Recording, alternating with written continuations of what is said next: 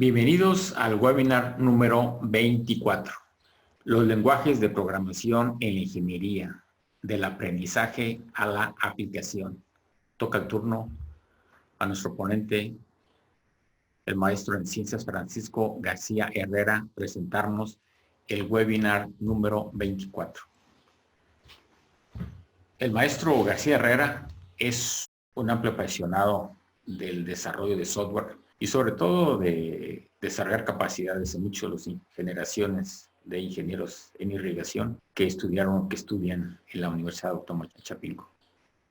Él es ingeniero agrónomo egresado de ese departamento de irrigación del Estado de Chapingo, donde ha sido profesor desde 1994.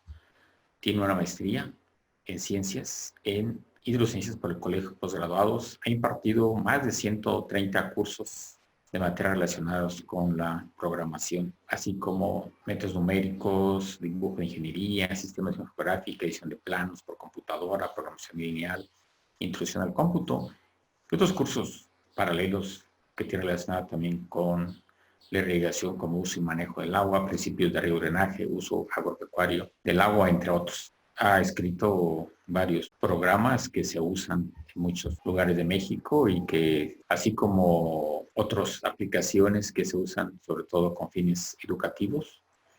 Tiene un libro que está por publicarse en el Estado Autónoma de Chapingo.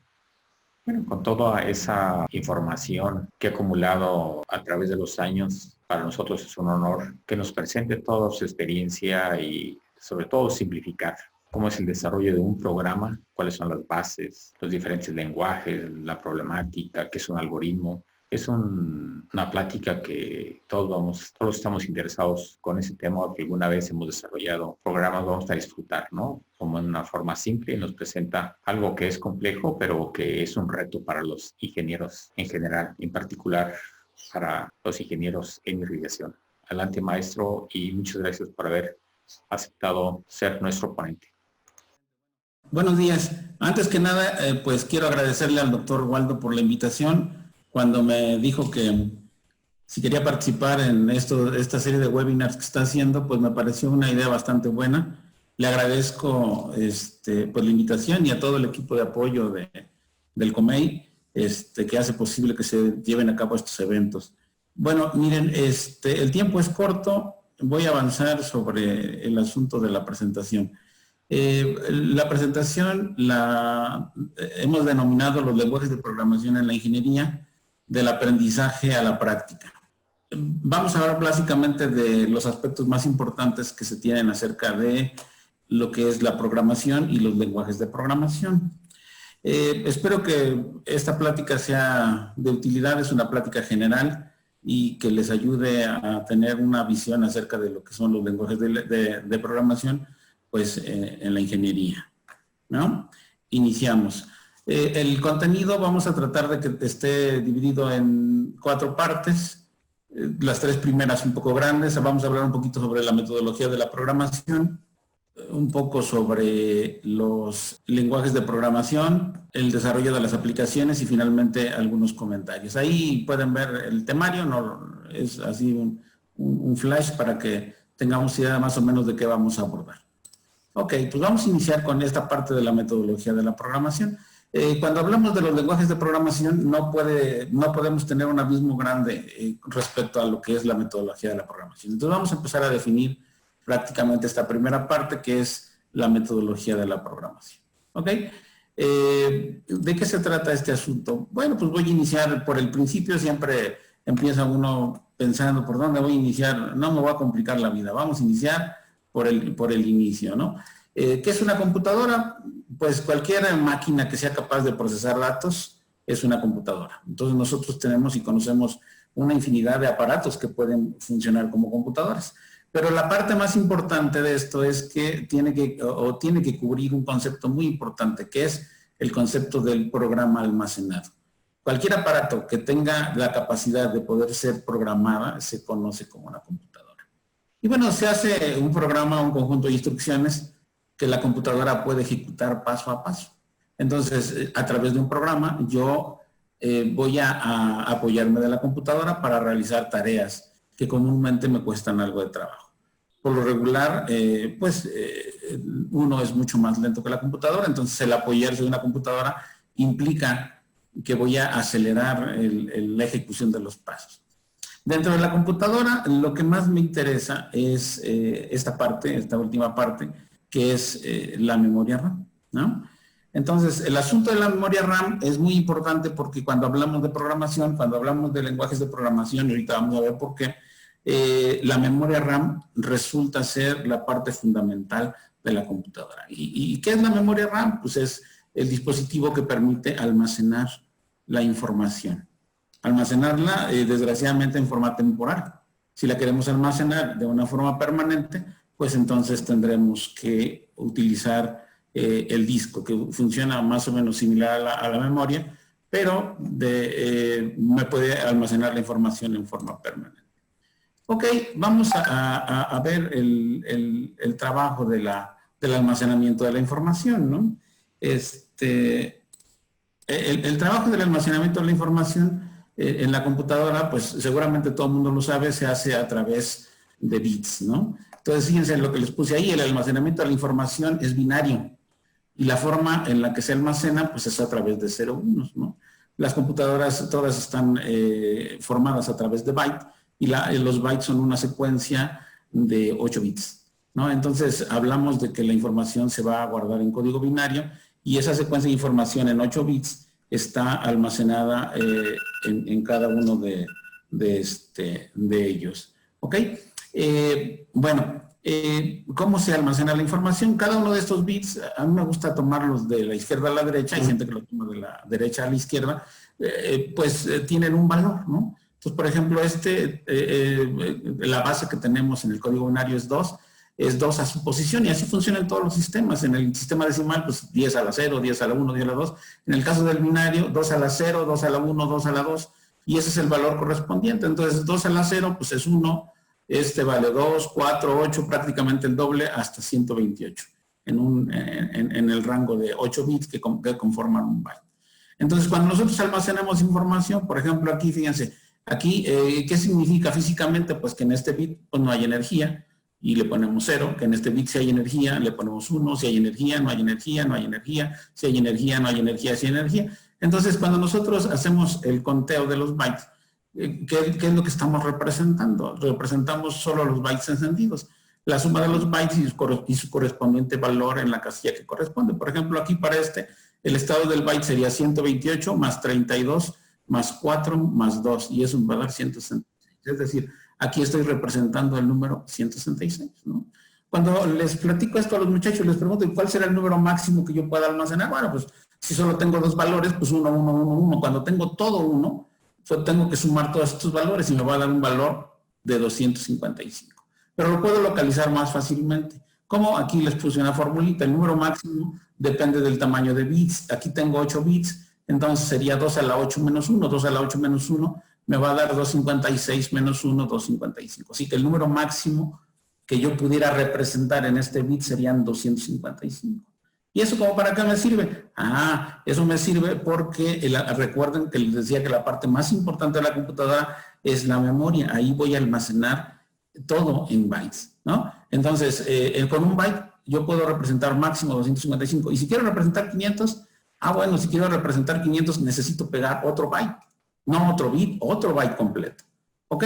Entonces, por ejemplo, hablando de datos enteros, los datos enteros normalmente tienen representaciones en 1 byte, 2 bytes, 4 y 8 bytes. Entonces, por ejemplo, esta es una representación a 8 bytes. Aquí, si este es 2 a la 0, esta va a ser 2 a la 15, ¿sí? Y este valor, pues es un valor de 32.768, ¿ok? Ese es el valor de 2 a la 15. ¿Cuál sería el valor máximo con 2 bytes? El valor máximo con 2 bytes sería 65.535, sería 216 a la menos 1, ¿ok? 65.535. Por ejemplo, en este ejemplito, si sumo todos los bytes que no son ceros, voy a tener representado el número 42.510, ¿no? Si habláramos del doble de 4 bytes, no necesito representar más de 42.000, entonces necesito 4 bytes. 4 bytes sería 2 a la 32 menos 1, entonces estoy hablando de 4.294 millones, ¿no? Entonces el almacenamiento así se da. El 8 es un número ya hasta ofensivo. Entonces, igual y se va a ver muy chiquito aquí en la pantalla, por eso ya no lo puse, pero lo pudieran hacer esa operación, ¿no? ¿Qué es lo que pasa? Bueno, aquí hablábamos de los números enteros. ¿Qué pasa con los números reales? ¿Sí? Y es más, ¿qué tipos de datos podemos encontrar? Pues en general, en la computadora tenemos dos tipos de datos, numéricos y alfanuméricos, o cadenas de texto o textos comúnmente conocidos, ¿no? Los valores numéricos, ya sabemos que hay valores enteros, valores en punto flotante.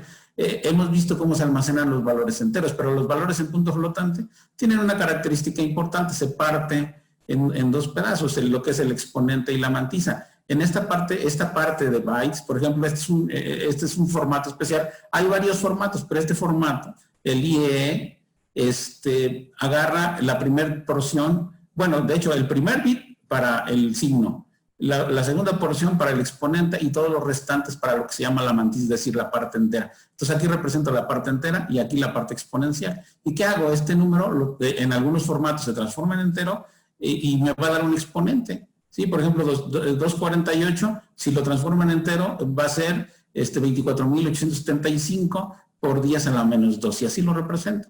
Bien, algunos otros, en algún otro formato, representan en binario el punto 75, ¿ok? Finalmente, lo importante de esto es que el formato de los números reales ya no, el formato más pequeño no puede ser de un byte.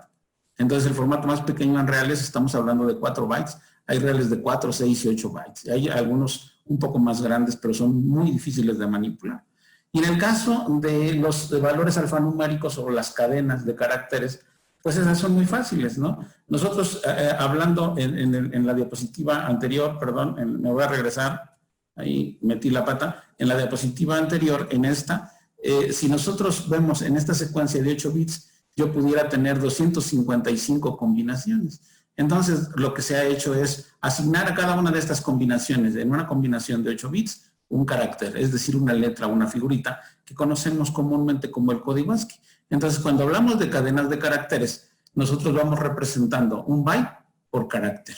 Entonces, yo tengo una secuencia de, no, imagínense, una cadena, o es decir, un arreglo consecutivo de letras de 50, pues voy a ocupar 50 bytes, así de fácil.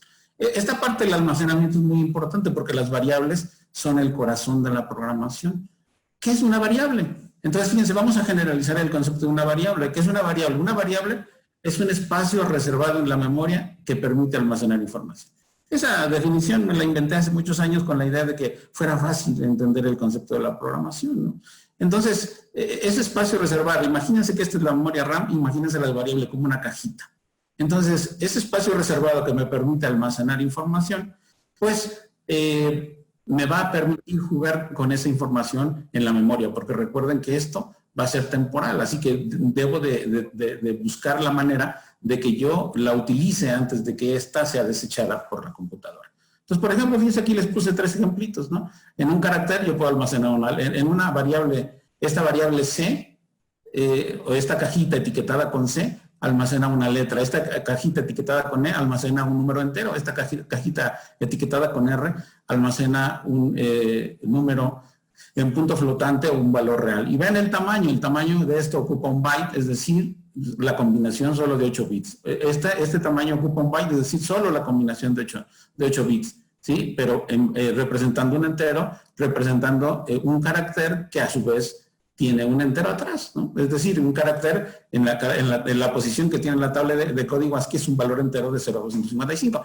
Y en la parte real, pues, basado en lo que comenté así rápidamente, es un poco más grande. Fíjense, un byte, 4 bytes, ¿ok?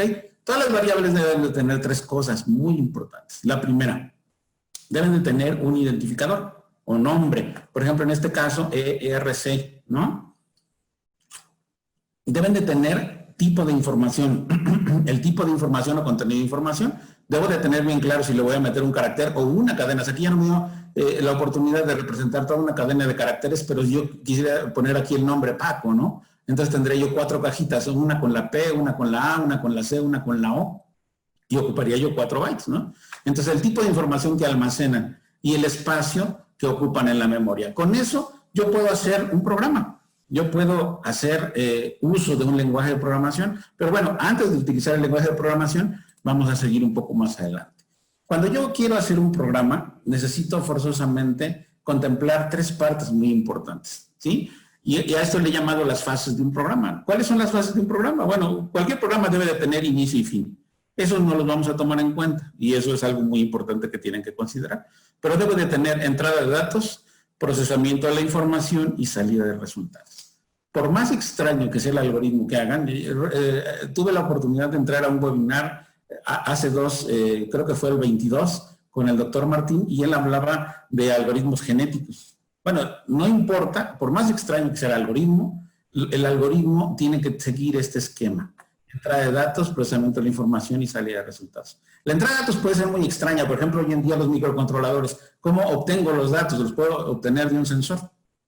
Pero bueno, finalmente debo de tener entrada de datos. La salida de resultados, ¿no? O sea, yo si estoy haciendo un robot, finalmente los resultados van a ser en algo físico, pero finalmente voy a tener salida de resultados. Y el procesamiento de la información, sin lugar a dudas, siempre va a ser numérico. ¿Ok? ¿Qué otra cosa necesito conocer? Necesito conocer las estructuras de control. Eso a mucha gente no les gusta. Yo, por ejemplo, el ejemplo, tómenlo bobo si quieren. El ejemplo bobo que les pongo siempre a los muchachos es, imagínense en su casa, ¿cuál es la estructura de control? Sus papás, ¿no? O sea, porque uno quisiera andar en la parranda a todas horas, pero el papá les dice, a las 8 tienes que llegar a la casa. Es una estructura de control. Lo mismo vamos a necesitar en un programa. En un programa necesitamos las estructuras de control. Seguramente alguno de ustedes va a decir, no, espérame, yo recuerdo que había un lenguaje de programación de saltos y no tenía estructuras de control. Ok, pero finalmente ese tipo de programa va a complicarnos más la vida. El pensamiento de la programación tiene que ser un poco más ordenado. Entonces yo les recomiendo, en caso de que alguien haya incursionado en esos lenguajes de programación de saltos, que vamos a hablar un poquito más adelante, pues que traten de buscar salir de ese paradigma, porque considerado así por muchos de los programadores. Ahorita vamos a hablar de ello. Entonces, las estructuras de control, ¿qué hacen? Las estructuras de control permiten cambiar el sentido del flujo del algoritmo.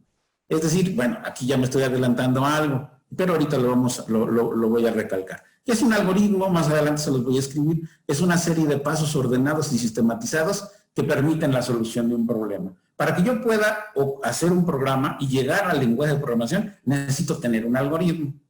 Entonces, ¿qué voy a hacer con ese asunto del algoritmo? Necesito diseñar el algoritmo. Y para ello, las estructuras de control van a ser sumamente importantes. Existen 2 tipos de estructuras de control. Estructuras selectivas que me permiten seleccionar, pero solo tengo 2 caminos, sí, no. ¿Qué es este triangulito? Esto que ustedes ven aquí es un diagrama de flujo. El triangulito me indica una decisión. Entonces llego a este punto y tomo una decisión. Si la decisión es sí, sigo hacia acá. Si la decisión es no, sigo hacia acá. Y me reintegro al flujo del algoritmo. No puedo seguirme por un camino y por el otro. Recuerden que un programa debe de tener un inicio y un fin. Puedo tener una estructura de este tipo. Yo aquí tengo una decisión y puedo seguir varios caminos. ¿Ok? Pero al final, estos caminos se van a reintegrar al mismo flujo del algoritmo.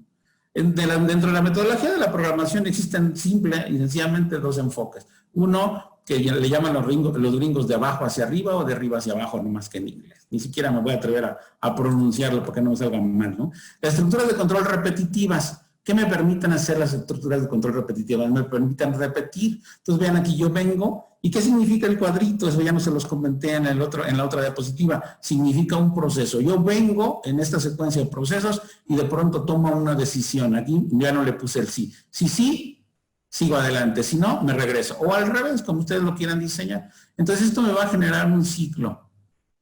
Sí, mucha gente le llama esto una repetición, un ciclo, un loop, ¿no? Dependiendo del nombre que ustedes quieran llamar. O el ciclo puede estar diseñado aquí. Mientras se cumple esta condición, yo hago esto. Mientras se cumple esta condición, yo hago esto. Pero llega el momento en que se cambia y si no, salgo del ciclo. ¿Sí? O bien, yo puedo saber cuántas veces voy a repetir un objeto o una serie de pasos. Esta serie de pasos la voy a repetir 5 veces. Entonces, este simbolito me indica el inicio, cuánto voy a incrementar y hasta dónde voy a llegar. Y puedo diseñar estas estructuras que le llamamos diagramas de flujo, de tal manera que yo pueda tener idea de qué es lo que va a hacer ese trabajo. Bueno, ¿por qué me adelanto un poquito en esto? Ahorita van a entender un poquito de lo que se trata. Las estructuras de control, entonces, en general, hay 2 estructuras, casi en la mayoría de los lenguajes, 2 estructuras de control que le llamamos selectivas o condicionales. Y 3 estructuras de control repetitivas, ¿no? Es decir, que generan ciclos o que simplemente bifurcan el camino. ¿Ok?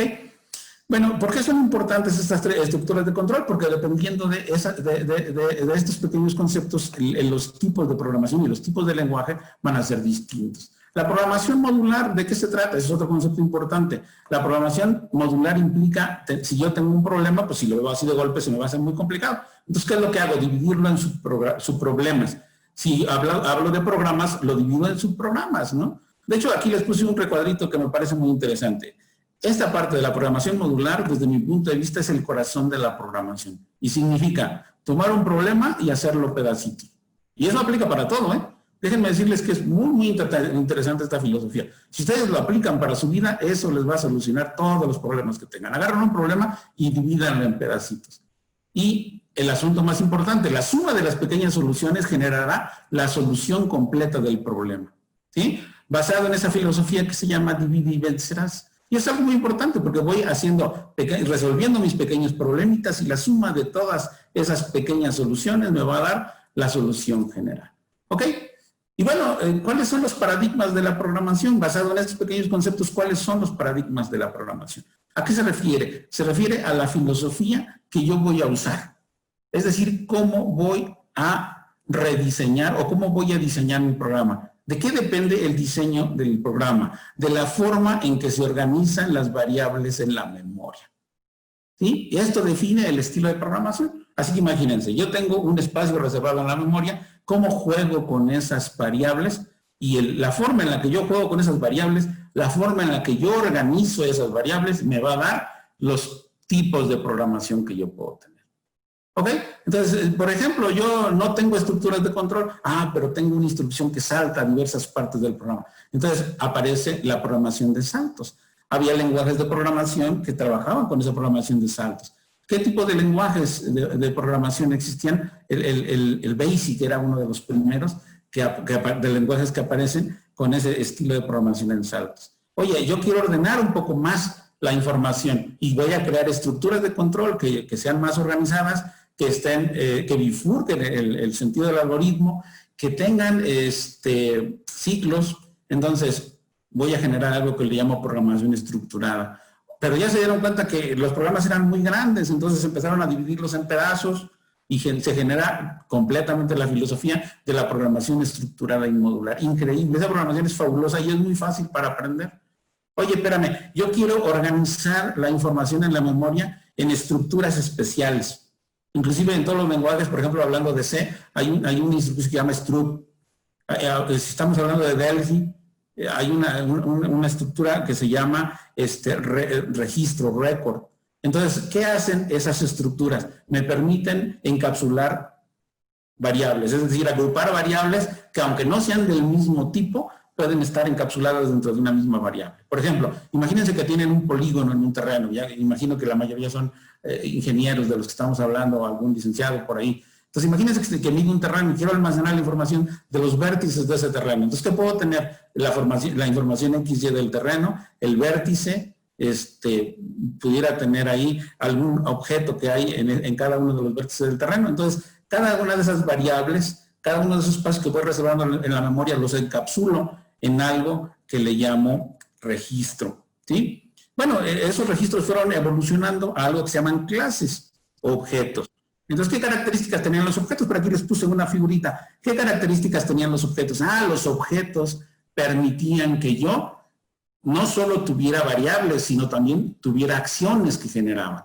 Entonces, puedo generar acciones y ese tipo de programación, dentro de la misma variable puedo tener una cantidad de variables distintas y además acciones que hacen esas variables. Y ese estilo de programación se le llamó programación orientada a objetos. Hoy en día hay lenguajes que tienen unas estructuras especiales que le llaman bloques. Por ejemplo, si alguien ha intentado programar en Python para ArcGIS, que está muy de moda el asunto del Python para ArcGIS, bueno, ahí existe un módulo que se llama Carry Builder. Y en el Carry Builder yo puedo ir insertando módulos que me van a ir generando un cierto código en forma automática dentro del ArcGIS. Y esa programación se llama programación de bloques.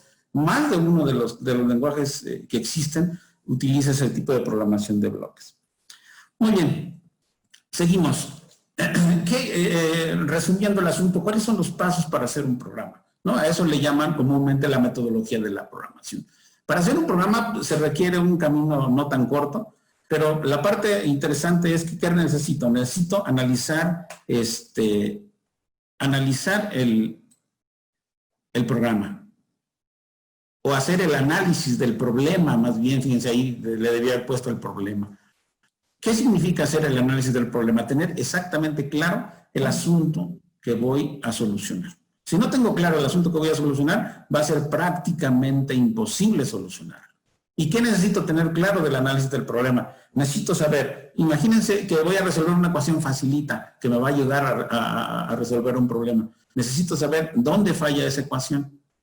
¿Cuáles son los datos de entrada para generar variables de entrada? ¿Cuáles van a ser los datos de proceso para generar variables de proceso? ¿Cuáles van a ser los datos de salida para generar variables de salida? Al menos esas cosas necesito tener bien claras en el análisis del problema.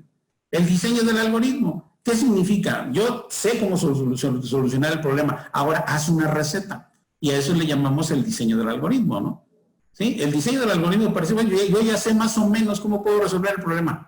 Ah, pero ¿cómo diseño paso a paso esa solución para llegar del inicio al fin y tener esa solución del problema? A eso se llama el diseño del algoritmo. Y el diseño del algoritmo es muy conocido porque normalmente agarramos cualquier libro de programación y dice, bueno, hay 3 tipos de forma de diseñar algoritmos.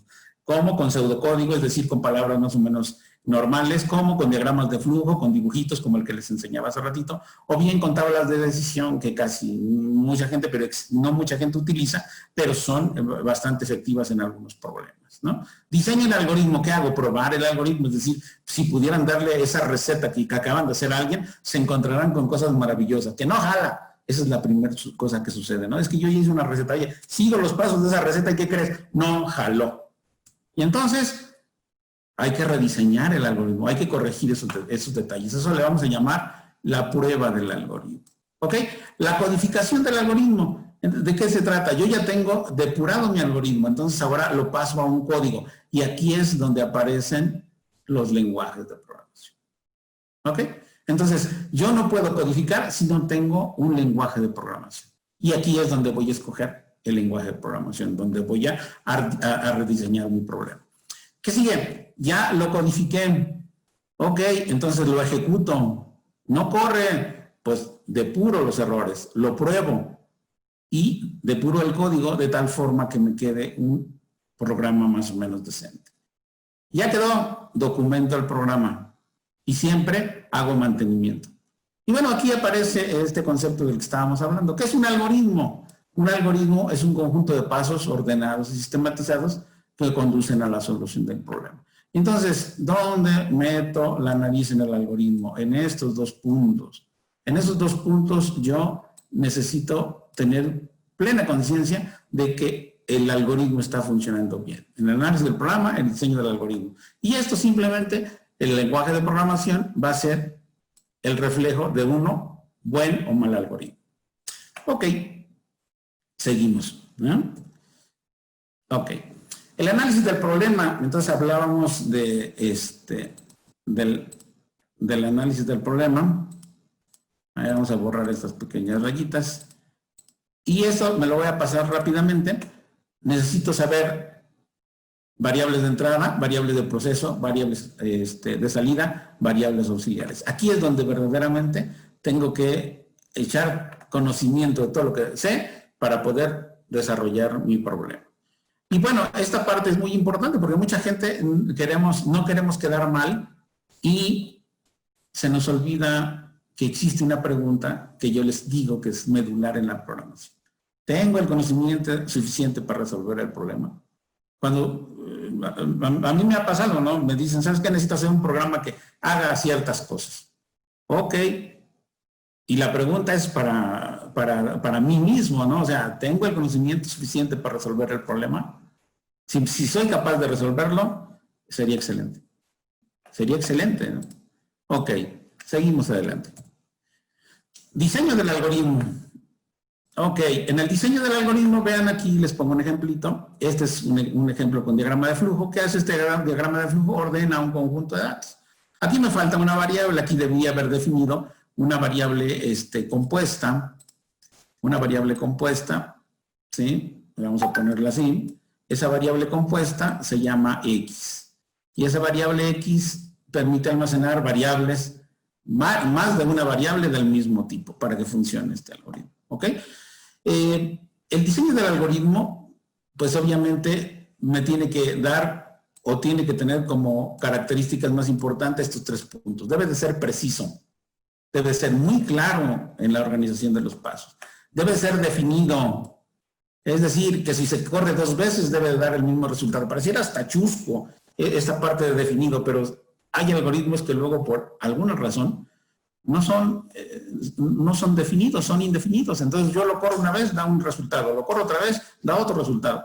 Entre más complejo es el algoritmo, es posible que esto que pareciera ser un chiste de mal gusto se dé.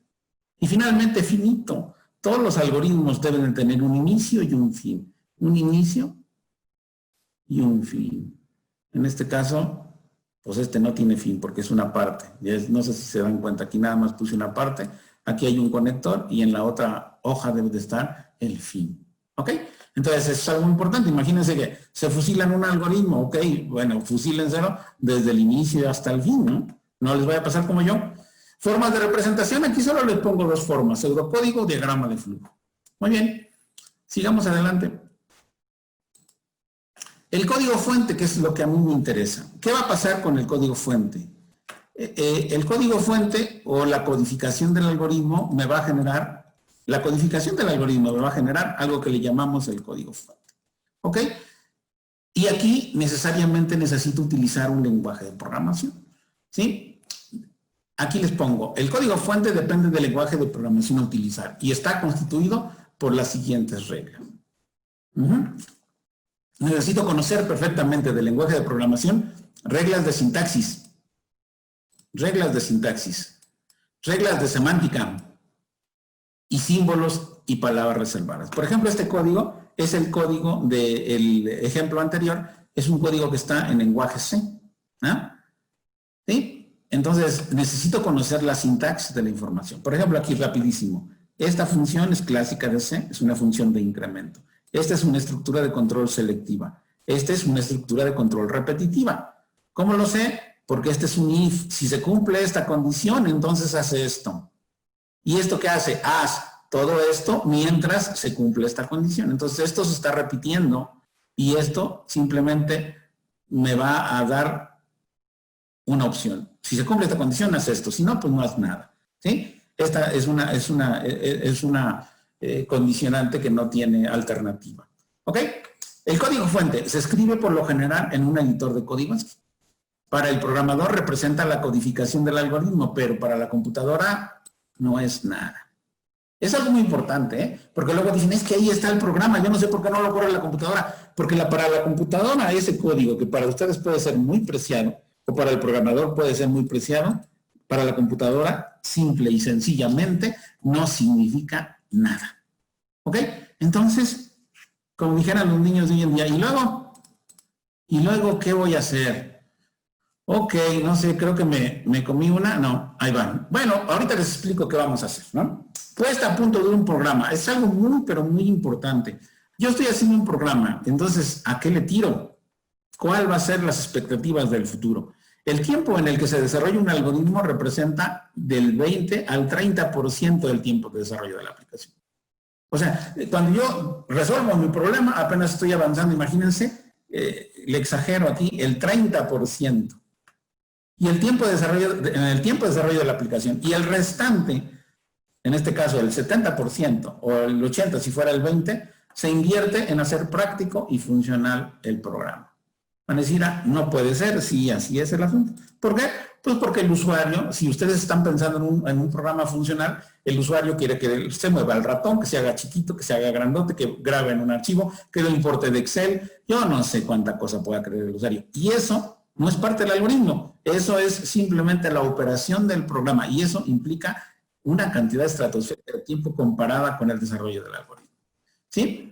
Y por supuesto, algo muy importante que debemos de tener en cuenta, el mantenimiento de la aplicación debe de ser continua y permanente. ¿Sí? Debe de ser continua y permanente. ¿Ok? Vean aquí en esta gráfica la saqué de un autor que se llama Osier.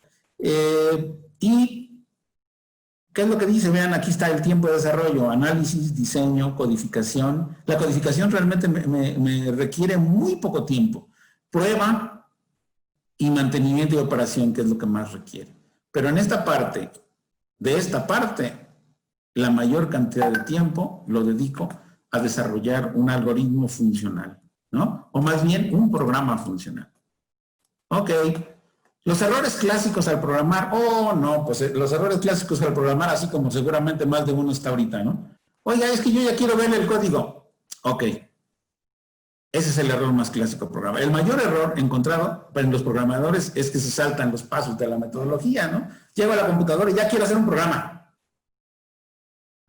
¿Y qué vas a hacer el programa? Todavía no he pensado. No, pues estamos fritos. Porque acuérdense que cuando yo llego a la computadora a codificar, yo debo de tener ya muy claro cuál es el algoritmo que debo hacer. Oye, que es que yo nunca he hecho un algoritmo y puedo codificar. Sí, sí puedes, pero vas a invertir 3, 4 o 5 veces más el tiempo que pudieras hacerlo si diseñas el algoritmo en una hoja, en la hoja de las tortillas, en una hoja de papel de baño, en lo que ustedes quieran, pero que tengan claro cómo voy a resolver el problema. Y por supuesto, el tiempo de programación, este es el asunto que a mucha gente no les gusta, pero vamos a solucionar de alguna manera. El tiempo de programación es que a mayor complejidad del programa, aumenta el tiempo de desarrollo. Yo tengo una aplicación muy grande, no, pues se va a ir, la complejidad se va a ir al infinito, ¿no? ¿Sí? Entonces, hay que tener cuidado con eso, ¿no? O sea, yo como ingeniero, ¿qué necesito? ¿Necesito una aplicación así muy grande, muy feroz? Tal vez no, ¿eh? Ok, vamos a la segunda parte, los lenguajes de programación. Existe una cantidad estratosférica. Ayer entré al internet y me fusilé esa pantallita, ¿no? Hay una cantidad estratosférica de lenguajes. ¿Cuál es el bueno? ¿Cuál lenguaje de programación? Yo no sé ningún lenguaje de programación. A ver, maestro Paco, ¿cuál es el lenguaje que yo voy a seleccionar? Una complicación terrible, ¿no? Una complicación terrible. Vamos a eso, ¿no?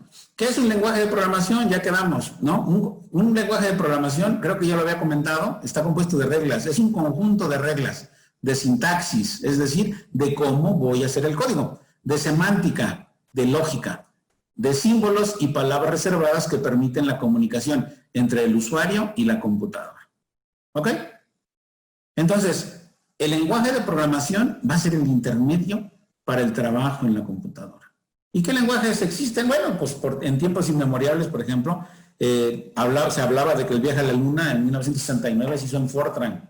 La versión más popular de Fortran, Fortran 77. Bueno, pero ¿cuál era la desventaja de Fortran? Fortran era un lenguaje de saltos.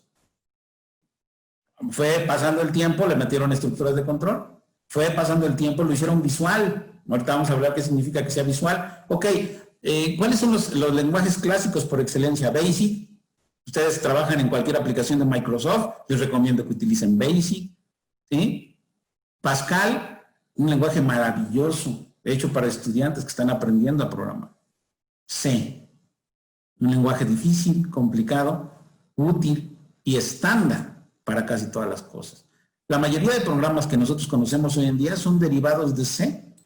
¿Sí? O sea, por ejemplo, yo quiero trabajar en Java, es un derivado de C. Yo quiero trabajar en Python, pues es un derivado de C. En PHP, ok, es un derivado de C. En Arduino, no es un derivado de C. En MATLAB, es una mezcolanza, pero tiene más C que otra cosa. Y así sucesivamente existen de los lenguajes que estaban ahí puestos en la presentación, la mayor cantidad son derivados de C. Entonces, hablando de generalidades, aquí me falta nada más prácticamente poner Fortran, y hay muchos otros lenguajes, pero los que más recomiendo que utilicemos en la ingeniería, pues puede ser alguno de estos, ¿no? Oye, espérame, es que Basic yo lo veo muy Apache. Ok, pues utiliza Visual Basic. Pascal no me gusta porque es de los años 70. Bueno, pues hay una versión moderna que se llama Delphi, increíble la versión de Delphi, ¿no? Espérame, no, yo soy C y quiero utilizar una versión de Microsoft C#. No, espérame, yo soy más de la competencia Builder. ¿Ok? Entonces, los lenguajes de programación, pues, dependen de las compañías, por supuesto, pero siguen la misma dinámica y lógica. Existen los free, hay Free Pascal, hay una versión libre de C y de casi todo. Hay una versión libre de Python. Es más, Python lo regalan ahí en la red, ¿no? Bueno, ¿cómo funcionan los lenguajes de programación, no? Hablando de un lenguaje de programación, aquí tengo al programador, a ver si esto nos queda un poquito más claro. Yo soy el programador que utilizo el lenguaje común. ¿Sí? Utilizo el lenguaje común. Aquí tengo la computadora que utiliza código binario, ¿no? Entonces quedamos el programa fuente, yo le escribo en un lenguaje de programación. Entonces el programa fuente, aquí les puse una figurita de un programa fuente ahí que me encontré en el internet, pues son códigos, ¿no? Y yo los puedo leer, ¿no? Ahí están todos en línea, por eso se ven así medio claros. Y pareciera ser algún derivado de C. Y pudiera yo, sin ningún problema, pero la computadora no lo va a entender. Necesito un traductor. ¿Sí? Existen dos tipos de traductores, un intérprete o un compilador. La diferencia es la forma en la que traducen. Este va ejecutando línea por línea y va traduciendo línea por línea. El compilador no. El compilador lo que hace es leer toda la sintaxis del programa, checar que no haya un solo error y hasta que no haya un solo error, ejecuta el programa. Y van a decir, no, pues es el más horrible. Al principio es desesperante, pero ¿qué creen? Si se hacen cuates del compilador, son mucho mejores que los intérpretes. Entonces, el lenguaje de programación es un intermedio. Yo escribo en campo blanco, ¿no? O sea, simple y sencillamente hago un código fuente que entiendo yo y que puede entender la computadora si tengo un traductor. Eso es un lenguaje de programación. El lenguaje va a ser algo intermedio entre ambos. ¿Ok? Y existen muchos tipos de lenguajes, ¿no? Hablando de lenguajes, yo aquí, entre más cercano esté el usuario, prácticamente van a ser palabras de uso común. Desgraciadamente, la mayoría de lenguajes son gringos o están en inglés, porque tal vez algunos no lo sean, ¿no?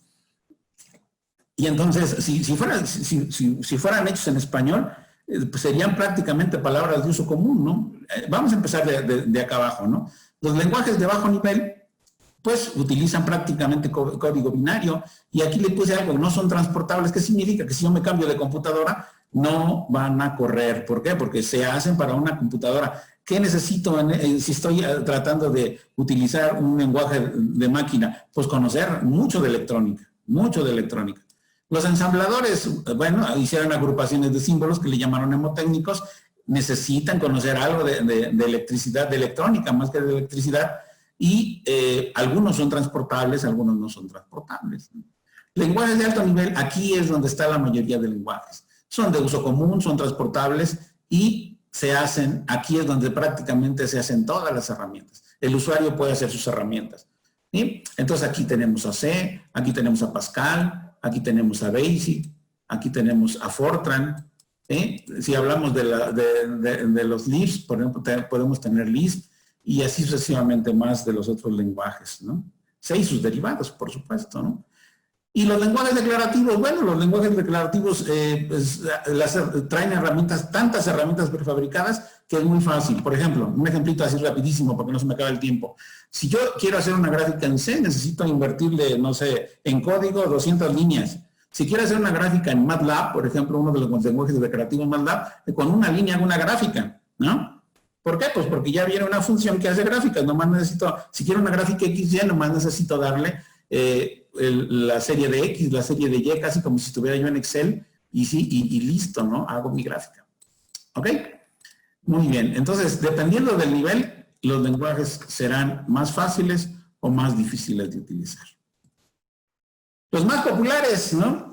Me metí a una encuesta del internet, ¿y cuáles son los más populares? Ah, bueno, pues de los más populares que tenemos, Java, C, el C estándar, C++, Python, Visual Basic para redes, C#, ¿sí? Bueno, a ver, el comentario así rapidísimo, cuando aparece C, lo mejoran y dicen, no, pues para decir que, ¿cómo se dice más en inglés? Plus, ¿no? Entonces es el C mejorado, entonces le pusieron C mejorado doblemente, C++.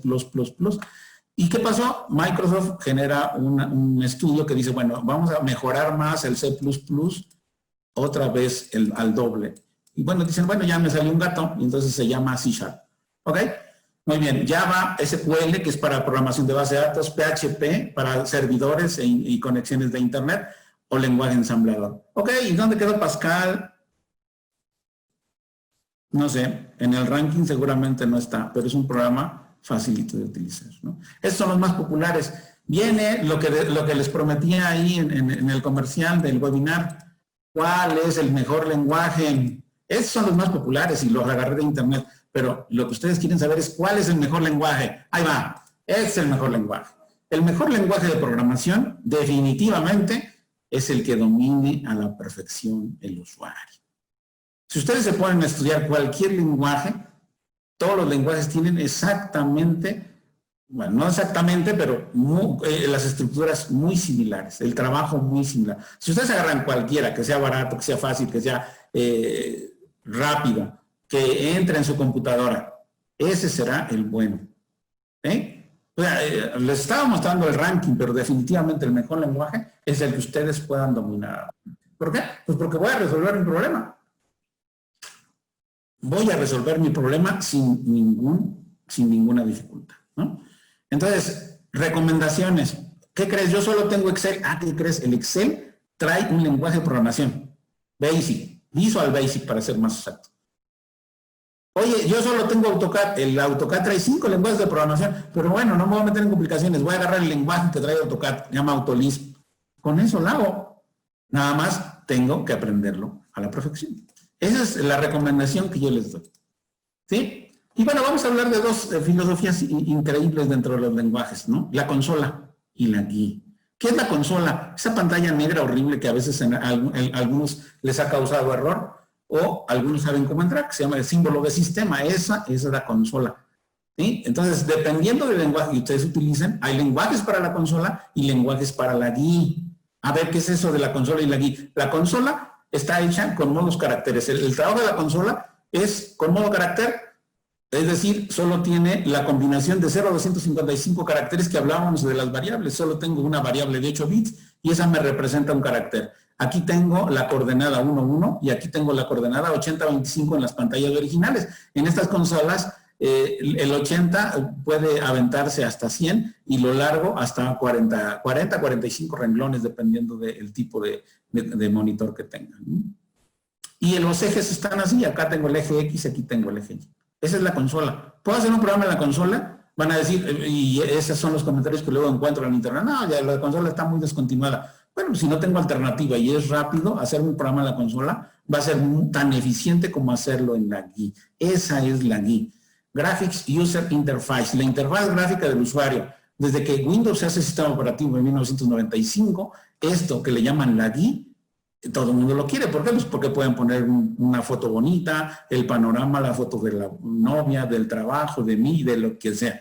¿Y cuál es el modo de trabajo de esto? Trabaja píxel por píxel, punto por punto. ¿Y de quién depende? El tamaño de la GUI depende de la resolución de la tarjeta gráfica. Aquí tengo la coordenada 1,1 igual, y aquí tengo, sepa Dios cuál.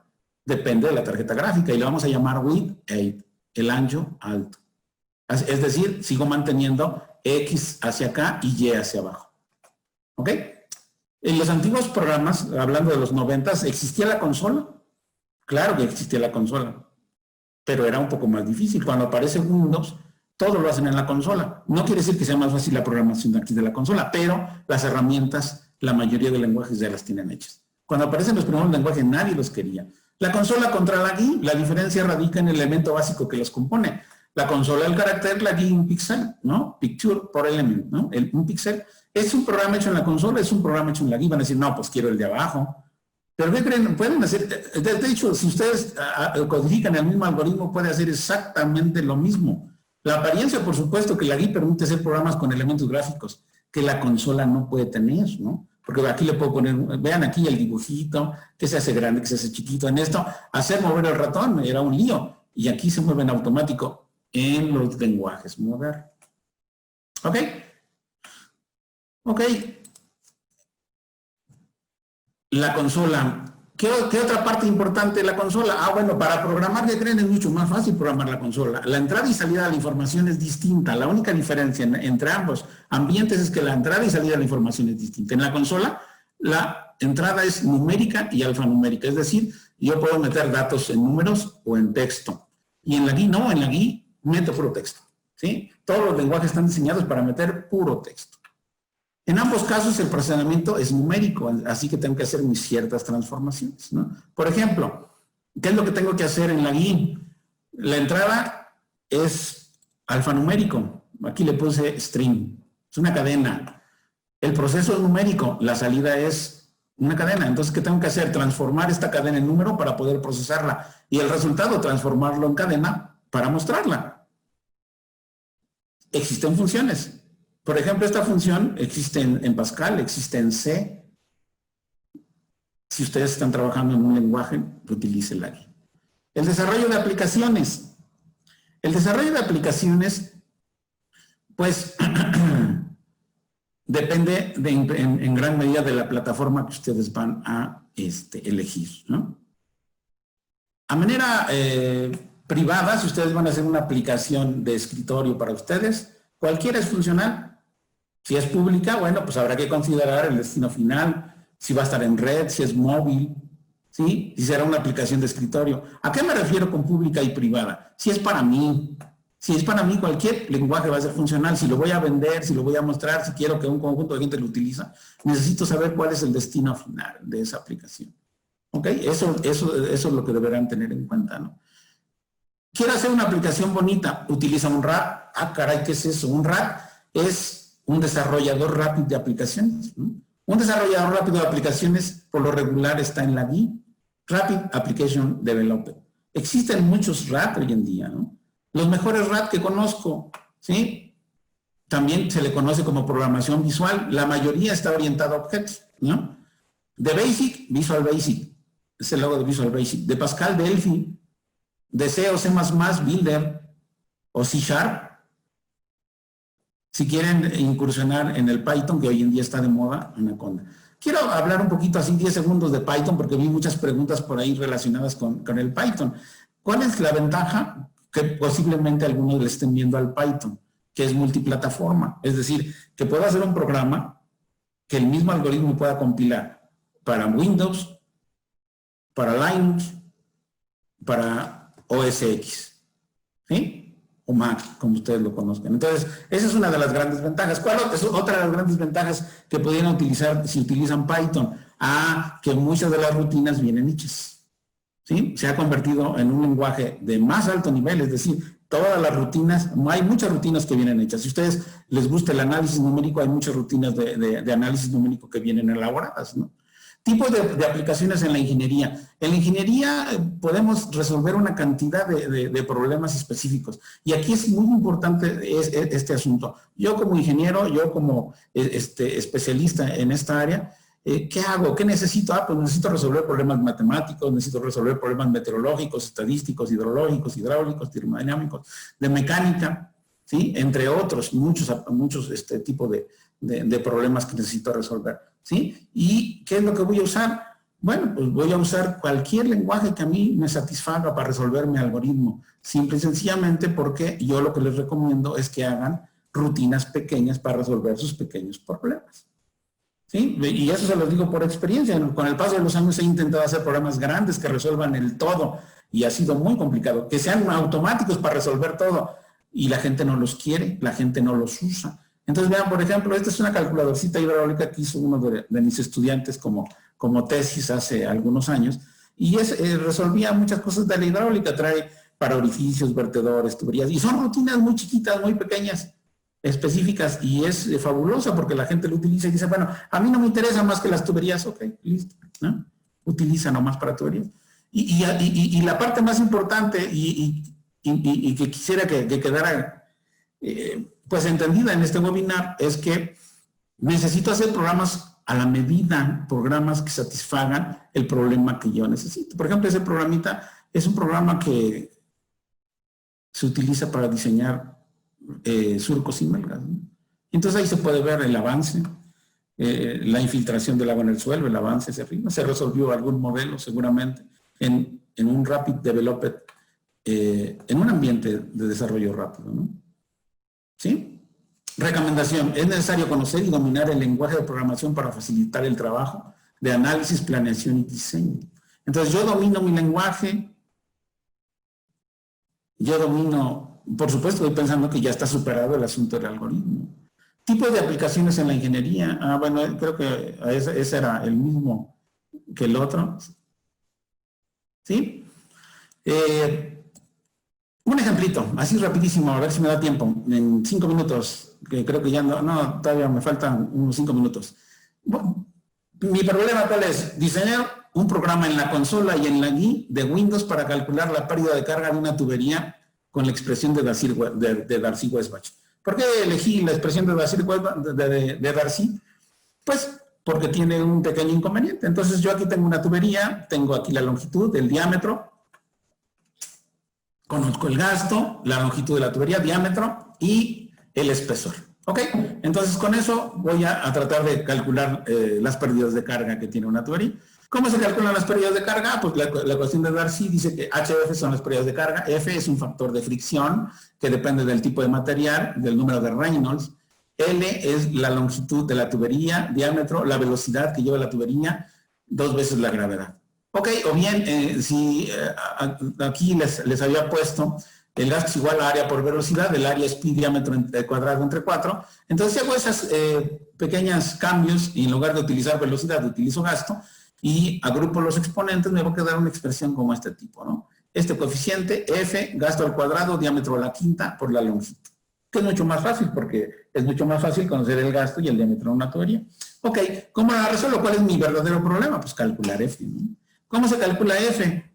F depende del número de Reynolds y del tipo de material. Aquí le puse una listita de materiales. De la viscosidad cinemática, por ejemplo, a 20 grados, este es el factor de la velocidad cinemática. El diámetro, la velocidad. Ok, la velocidad ya sé cómo calcularla. ¿Cuáles son las propuestas? No me quiero, hay una cantidad estratosférica de propuestas, solo quiero hacer 2. Si el flujo es laminar, es decir, si el número de Reynolds es menor de 2000, F es 64 entre el número de Reynolds. Esa es la propuesta de Poiseuille. Pero la que todo el mundo no quiere, porque esta es la expresión, la ecuación de Kohler-Iguay, cuando el Reynolds es mayor de 2000 y menor de 4000. Entonces voy a utilizar esta expresión. A veces, mucha gente la utiliza para régimen turbulento. Vamos a ocuparla para ambos. Para Reynolds mayor de 2000. ¿Ok? Mayor o igual de 2000. O mayor de 2000. Entonces, ¿cuál es el problema? Bueno, pues que tengo F de este lado y tengo F de este lado. Entonces, no está tan fácil. ¿Qué es lo que dicen los hidráulicos? Pues voy proponiendo valores de F para calcular el valor. Ok, bueno, ¿qué hago? Pues mejor le aplico un método numérico. ¿Qué hago? ¿Cuál es el método más facilito? Uno que se llama el método del punto fijo, ¿no? Entonces, ¿de qué se trata el método del punto fijo? Vean aquí, yo tengo una función. Si yo le pudiera meter otra función, y igual a x, entonces, cuando haga una propuesta y la introduzca en el otro, me voy a ir acercando a la solución. ¿Cuál es la solución? Donde se intersectan estas dos funciones. ¿Cómo genero esta x? Pues sumándole una x. Si esta es mi función, si esta fuera mi función, la anterior una función, le sumo x de ambos lados y ya despejé x, para no complicarme la vida.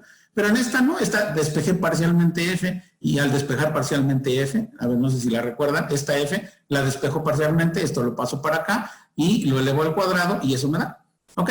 Entonces, esta es mi función g de x, que aquí en los métodos numéricos le llaman la ecuación de recurrencia. Es la mismita ecuación. ¿Ok?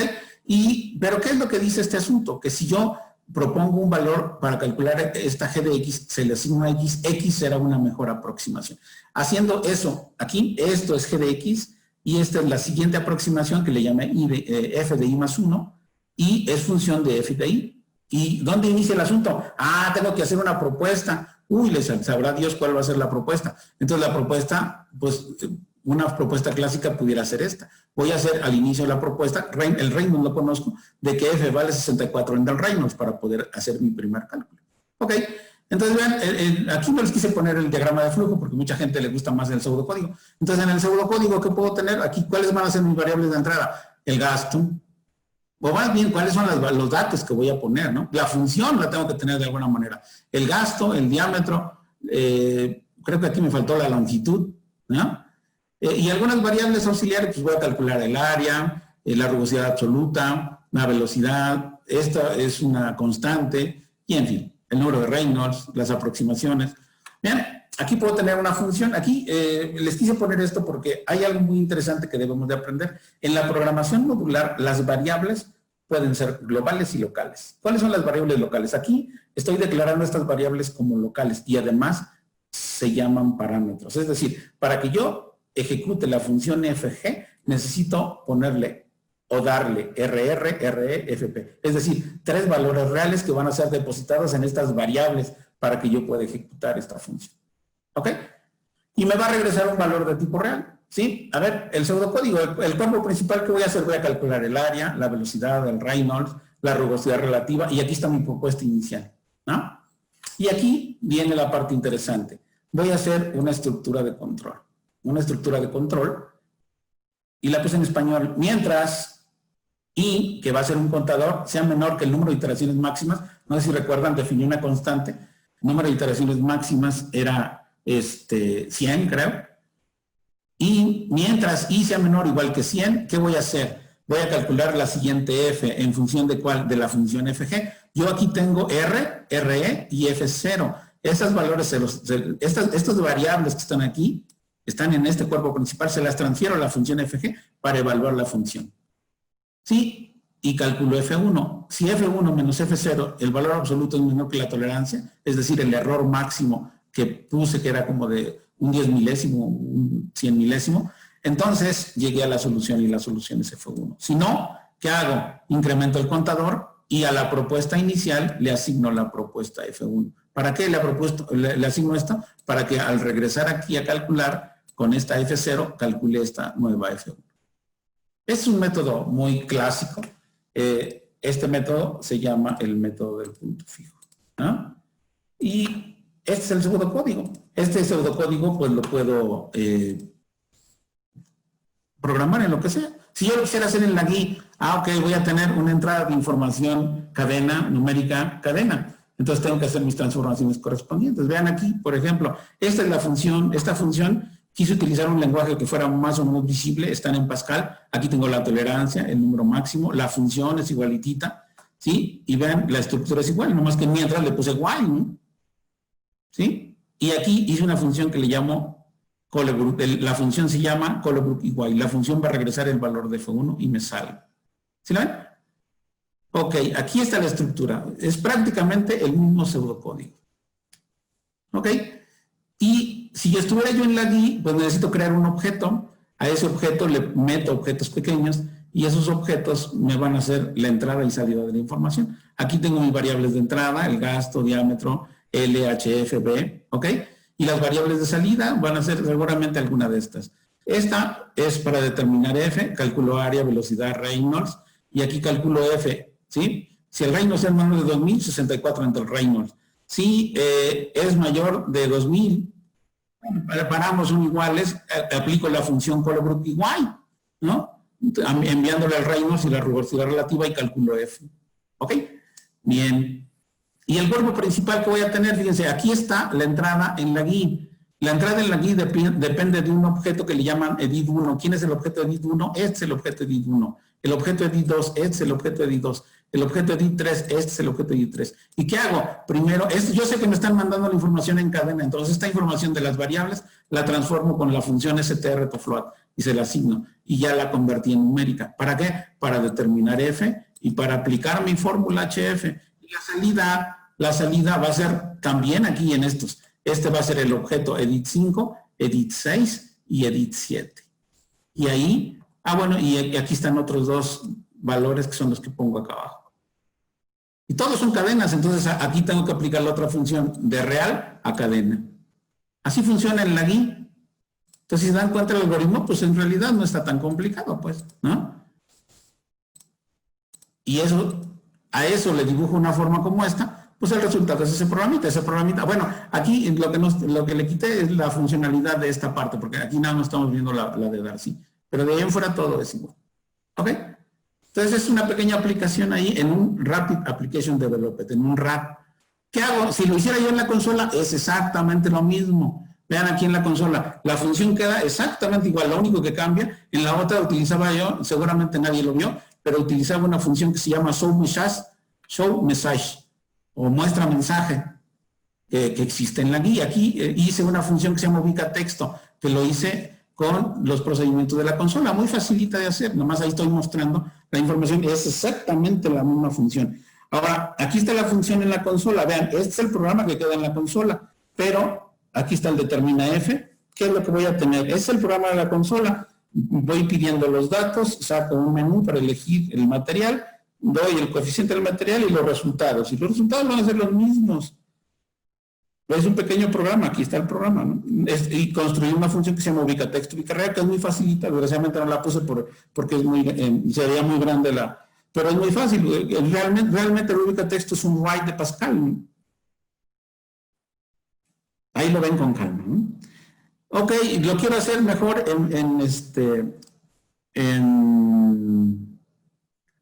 creo que esta me la salté. Lo quiero hacer, me voy a regresar aquí. Lo quiero hacer en Excel. Ok, pues en Excel, el Excel pues tiene una GUI. Entonces, ¿qué hago? Me entro al desarrollador de aplicaciones y hago la función en Excel. Aquí la función le llamé FF y voy a transferir el gasto, el diámetro, la longitud. ¿Y qué es lo que cambia? El algoritmo es igual. O por supuesto que lo que cambia es cómo declaro las variables. En Basic, en lugar de ponerle var, le pongo dim. Si fuera en C está al revés. Primero está el tipo de variable y luego el nombre de la variable. En Pascal es al revés, ¿no? Aquí declaro las constantes porque ahí, no, aunque no lo crean, no tiene definido pi. Y es exactamente el mismo algoritmo. Exactamente el mismo algoritmo. ¿Ok? ¿Y qué hago? Porque esta diapositiva creo que la puse al revés. Vean aquí cómo se ejecuta aquí puse los datos en la hoja de Excel y aquí en esta parte naranja estoy ejecutando la función. Vean, mando a ejecutar la función FF, que es la función que se construyó, mandándole como información la celda C5, que es esta, el gasto, la E7, que es el diámetro, pero en milímetros, esta, en centímetros, la C6, la longitud en metros, y la C8 está en milímetros. ¿Ok? Y aquí tengo el factor de fricción. ¿Ok? Listo. Entonces, esta idea, lo que quiero que les quede claro es que no importa en qué lenguaje estén haciendo, el resultado va a ser el mismo. Algunos van a ser más bonitos, algunos van a ser más feos, pero lo funcional, que en el caso de estar creando un expediente, eso es lo que a mí me va a importar, ¿no? Las funciones pequeñas van a ser, pues, prácticas. Ya no me da tiempo de hablar de las aplicaciones móviles, pero ustedes pueden desarrollar un algoritmo facilito en un lenguaje de programación móvil. Los lenguajes de programación móviles también son iguales, hay visuales, les voy insertando el objeto y voy ocupando los objetos para hacer la aplicación. Comentarios finales. La capacitación para el programador, además de un lenguaje de programación, para poder hacer una aplicación robusta, será importante que el programador se pueda capacitar en los siguientes rubros. En geometría analítica, si ustedes quieren hacer un programa bonito, en la GUI, pues ahí esto pura geometría analítica, que quiero resolver la intersección de dos puntos, de dos líneas, yo qué sé, todo eso a través de coordenadas, necesitan refrescar los conocimientos en geometría analítica. Estructura de datos, cómo hacer mejor la organización de datos en memoria. La estructura de datos trata de estructuras como pilas, colas, por ejemplo, esto que les pongo aquí es una pila simplemente enlazada, un árbol, un grafo, yo qué sé. Y si ustedes son ingenieros que trabajan en el asunto de la modelación, un poco de análisis numérico. Vean este libro ahí, me lo saqué nomás del internet. Ya luego cuando vi la presentación dije, pues ya dice comercial la MATLAB. Este es análisis numérico con MATLAB, pero puede ser análisis numérico con cualquier cosa. Y este tipo de rubros va a robustecer el análisis del problema para hacer un buen programa, ¿no? Quiero terminar esta presentación, porque ya no me da tiempo de más, con unos comentarios finales, ¿no? El ingeniero debe integrar al grupo de herramientas que utiliza para el desarrollo de sus proyectos la programación. La programación definitivamente va a ser, pues, una de las herramientas más importantes que tenemos que integrar, como antes lo hacíamos con las calculadoras. Antes de que usáramos las calculadoras, los que somos ya más viejos, pues tenemos que hacer los cálculos a mano, ¿no? Hoy en día hay hasta un meme por ahí en el internet que dice que al principio aprende uno álgebra, geometría analítica, cálculo diferencial, cálculo integral, ecuaciones diferenciales y termina uno usando Excel, ¿no?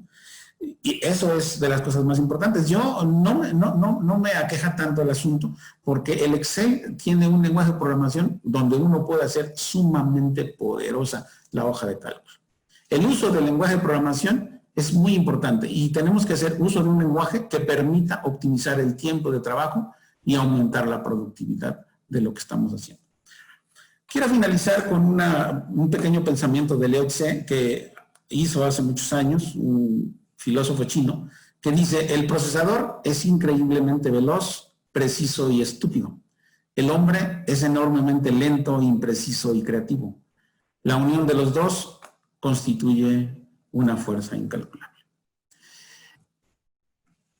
Me resta solo una sugerencia. Si quieren saber más sobre programación, desde el año pasado hicimos la presentación de este pequeño libro en la Feria del Libro de Chapingo, pero por este asunto de la pandemia no ha salido a la venta. Es un libro digital del cual yo soy uno de los autores. Se llama Programación Fácil. Aprenda a programar programando. Y aquí, este es el logo de la presentación, ponemos el código de 70 problemas en Pascal, C, Basic y Delphi, que es Pascal para Pascal visual, ¿no? Es en un RAT, ¿no? Tenemos la idea de generar la segunda parte para los lenguajes que faltan, como Python, C#, PHP y alguno de esos, ¿no? Pero, pues, este asunto nos ha tardado un poco. Pues, no sé, por mi parte, doctor, eso es todo. Si tengan alguna pregunta, con mucho gusto, ¿no? Entonces, bueno, agradecemos, pues no hay nada más. Muy buenas tardes y hay que cuidarse. Todavía, pues hay mucha incertidumbre. Esperamos que estén bien con su familia y pues no queda otra más que esperar y hay que cuidarse. Pues un último mensaje, maestro, y muchas gracias nuevamente. Les agradezco mucho el que hayan tomado un poco de tiempo para estar aquí en este webinar y les deseo pues un buen día y pues hasta la próxima.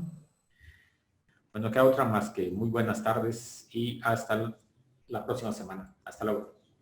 Gracias, doctor. Hasta luego a todos. Gracias.